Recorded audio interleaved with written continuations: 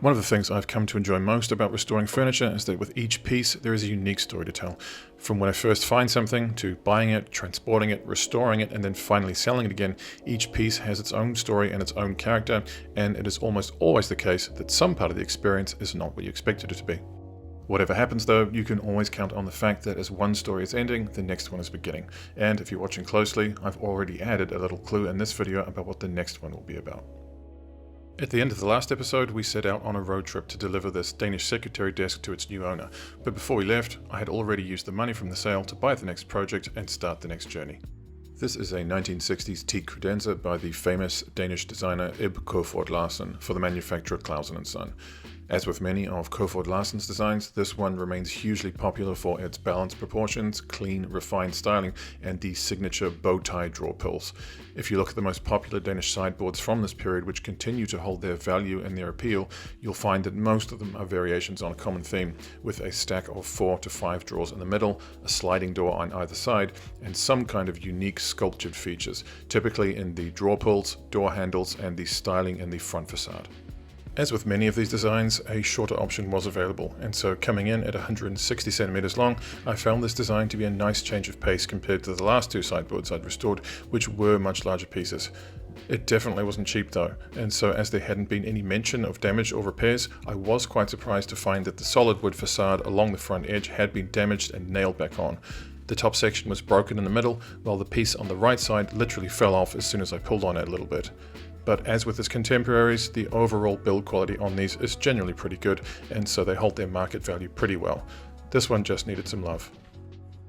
I tried to remove these sliding doors via the usual method of sliding them up into the exit slots, but as it turns out, this design doesn't have any. But that didn't matter, because I was going to have to take the front facade off anyway, at which point the doors would have nothing holding them in. I had already taped up the top piece to prevent the break from separating completely, which would have made it much more difficult to repair, but before I could glue it back on, I needed to address the side so that the mitered join at the corner would remain flush in its correct position. But when it came time to clamp the top edge back on, I realized that many of the clamps I'd planned on using were slightly undersized for the depth of the sideboard, and so I had to jerry-rig an improvisational setup to get consistent pressure along the full length of the join. It's definitely not the technically correct way of doing it, but after letting it dry off over the long holiday weekend, the join was totally fine, and so it was time to move on. Before stripping the finish off, I wanted to remove the shelves from the inside, and in the process, remove this awful adhesive foil which somebody had put in. At this point, you tend to assume the worst and think that it must be covering up some awful stains or scratches, but after getting most of it off, I was surprised to see that the veneer underneath was actually in pretty decent condition, although the act of removing this super sticky foil did leave the surface a bit rough and definitely in need of some light sanding and oiling. It was now finally time for some paint stripper. Looking at the top, I wasn't sure how deep the stains really went and whether or not I would need to use bleach to blend out these big dark patches at each end. This is one of the big unknowns when it comes to buying this type of vintage furniture, but I have found that the paint stripper will do a lot to pull out the various oils and residues and leave you with a much cleaner surface than you started with.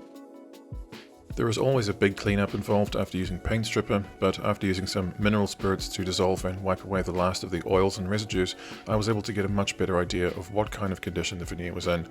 Most of the stains on the top were still there, but aside for some minor chips along the back edges, which is probably the number one type of damage you see on cabinets from this era, the majority of the surfaces were in pretty good condition. I then used a small chisel to remove the excess glue that was squeezed out during the repairs before letting everything dry off overnight. Coming in the next day to start the sanding, there was really not much to be done on the doors and drawers apart from basically removing that very top layer to reveal the clean veneer underneath. By this stage I was pretty confident that the sideboard had never been refinished, and so I was comfortable using 150 grit sanding nets on the machine, which just have a little more bite in them. Had I been concerned about the thickness of the veneer, I would have stuck with 180 or just sanded by hand.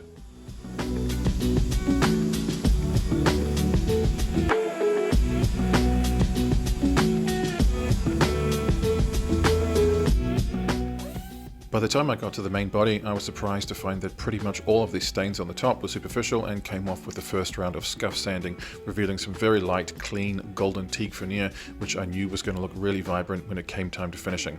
The sides were equally clean and easy to sand, though there were some scratches that needed fixing, and I also needed to address the cosmetic damage from the repairs. For the minor repairs on the sides, I used some Quickwood instant epoxy clay. And when it came to the dents and holes on the front from the previous repair, I decided to go for some industrial 2-part epoxy filler, which would be thin enough to fill out the smaller cracks and holes, but would dry hard enough to withstand some heavy sanding. Even after the first round of sanding, I had to go back and fill out some of the smaller cavities with instant water-based wood filler to get a smooth and even surface, but of course this then created its own set of problems which I had to deal with later on. For now, the focus was on getting everything ready to stain, which meant attending to the scratches and dents and making sure that the various repair spots had been filled out and sanded down as smoothly as possible. One of the easiest ways to sand the cigar or cone-shaped legs that you typically get with this style of mid-century furniture is to remove the leg and put it in a power drill. As it turns out though, these legs are actually splayed by a few degrees, which isn't immediately obvious when they are in their normal position, but becomes rapidly obvious when you put them in a drill.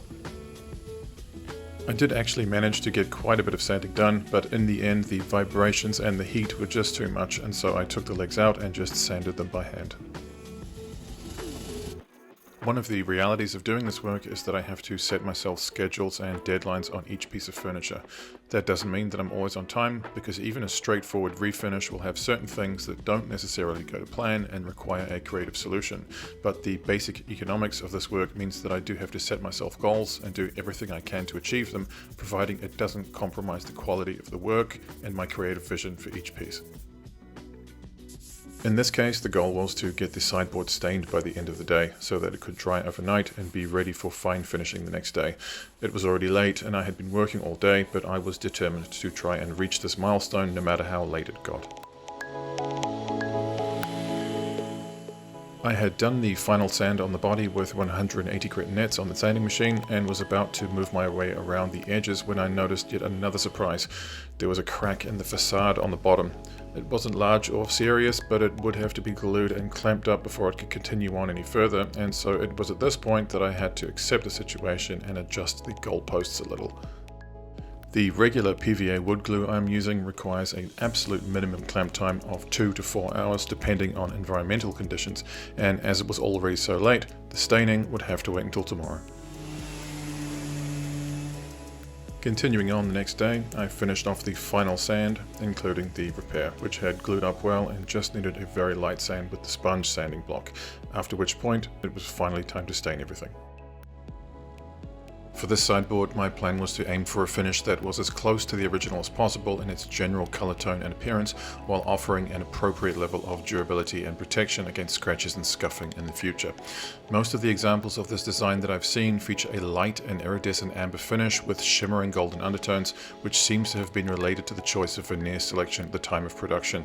Once again, the teak veneer on this piece is very light with a lot of yellow or gold in it, very similar to what raw teak looks like before it's been treated with oils or stains. In any case, I knew that my go-to finishing routine for teak would be the perfect fit for this project, which starts with the oil-based teak wood stain that you see here. Although it looks much darker when you apply it, it is much lighter once it's dried, and it gives a warm, full and consistent base color to build on. As always, I cut the stain down to a ratio of 1:1 with solvents, which makes it easier to apply and quicker to dry, and also allows me to control the color tone a lot better if I need to make it darker. In this case though, I was getting exactly the results that I wanted, and so I was already eager to see how it would look once I moved on to the sealer coats. Once the stain was dry though, it was time to start the process of color matching the repaired areas. Although I have used acrylic paints in the past, I tend to prefer felt tip markers, mostly because they're easy to use, but also because paint is so much thicker and is generally harder to blend with lacquers and solvents. My process with marker pens is always the same. I just build the color between layers of finish, adding a little bit at a time to match the primary colors as best I can and approximate something of a wood grain pattern to try and make the repair disappear as much as possible. Although the touch-ups on the sides were fine, the repair along the top front was a different story. As you can see here, while I was adding epoxy filler into the cracks and holes, I ended up leaving this sprinkling of white spots in the pores, which won't absorb any stain. The best and simplest option in this case was to just do some light sanding to remove all of the residual stuff around the repairs and then restain it. When it comes to finishing a piece like this, what I'm generally aiming for is balance. Although these sideboards are more commonly used as living room furniture these days, they were originally intended to store things like cutlery, crockery, and cocktail glasses. If you look at many of the old marketing brochures for this style of furniture, the sideboard or credenza is often described as occasional furniture, so basically intended for dinner parties and stuff like that. At the same time though, it was really common for these pieces to have a really light basic finish, often just with Danish oil, which is typically just boiled linseed oil with maybe 30% varnish added, which is why these pieces are so often covered in coffee rings and oil stains from food and drink. That's not to say that lacquer or varnish can't get damaged or stained, but it makes more sense to me that this type of furniture should also be finished with durability in mind. My personal approach is about incorporating the best of both worlds in creating a light, organic, and natural looking finish which gives it an original and authentic look, but with enough durability to withstand heavy use, whether it be from food or drink or a home entertainment system. As you can see here, I started out with a very thin coat of shellac. It's a customized blend that I call Strawberry Blonde, which gives the furniture a rich and warm amber color with a little golden shimmer at certain light angles. In order to avoid filling out the grain and creating a polished look, I keep the mix very thin and only use as much as I need to seal the surface and give a consistent color tone. It can sometimes be the case that different surfaces absorb the shellac differently, and so in this case the main body of the sideboard only needed 2 coats, while the doors and drawers needed 3 to get the same results. And of course, between coats, I'm always working on the touch-ups to match the colors as they develop. It's not always possible to make them disappear completely, but what you can do is make them look like they belong there. One thing I've also started doing lately is glazing the touch-up areas between coats with undiluted wood stain. Because it's a solvent-based stain, it works well with most of the finishing products I use, and so it's a great way of blending out the repaired area with the surrounding area in a way that looks seamless and natural. The next part of the process was the top coat. In order to get that natural looking but durable finish, the Waterlox Original Tung Oil Varnish was the obvious choice. This is a product I only started using about 6 months ago, but it's become part of my go-to lineup for designer Danish pieces that are likely to see a lot of use. With its tung oil base, it's basically a varnish that looks a lot like Danish oil when it's dry, providing you use it sparingly and sand it back once you're finished. In this case, I probably didn't even need to do any sanding because the sealer coats of shellac were so thin and smooth, but it's become a routine, and the last thing you want is to discover little nibs and nubs under the surface once your varnish has already dried. When it comes to applying this stuff, I am still searching for an application technique that lets me get away with just one coat. I've brushed it on with a foam brush in the past, but I found that even a single coat was still a little thick for my needs, and so at present I'm still just wiping it on with the rag and building it up as much as needed so that I don't end up putting too much on. Even a thin, wiped on coat like the one I'm doing here will still look very glossy when it's first applied, but that's only because it's wet and it generally takes about 24 hours to dry, depending on environmental conditions, etc. As you can see here, the coverage from the first coat was good, but it still needed another one as it just wasn't consistent and thick enough yet. But after a second coat, and a little more glazing with wood stain, everything was looking good. I like to give the varnish at least 48 hours to really dry out before I move on to the final sand and polish, so I use the time to take care of some of the other smaller details and finishing touches. This includes sanding and oiling all of the interior surfaces, sanding and oiling the internal shelves,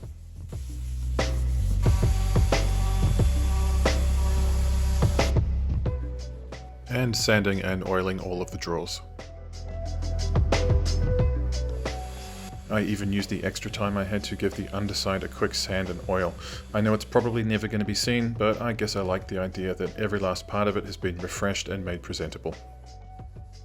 With the interior looking good, it was time to move on to the final sand and polish. As always, I use a 320 grit sponge followed by a black Scotch Brite pad before I apply any wax, although in this case I did also use a bit of dry steel wool for some areas where some dust had dried into the finish. With this particular sideboard, I decided to use the Howard's Feed and Wax Orange Oil and Beeswax polish. The wood grain already had plenty of contrast in it, and because the design was so clean and refined, I wanted to give it a clean, medium luster look, which this particular type of polish is really good for. The best way to get results with this polish is to use it as sparingly as possible and really try and stretch it out as far as you can, which is counterintuitive at first until you see the results. I applied it to all of the external surfaces with fine steel wool, always rubbing in the direction of the grain, and then gave it 15 to 20 minutes to soak in before buffing it dry with a cotton rag. Once the wax was dry, it was just a case of putting everything back together again and setting up for a photo shoot. But as good as it looks in the studio lighting, I decided that I wanted to take it outside into the sunset and really make it glow. But as the day and the story draw to a close, the next one has already begun. For now though, I'll leave you with this.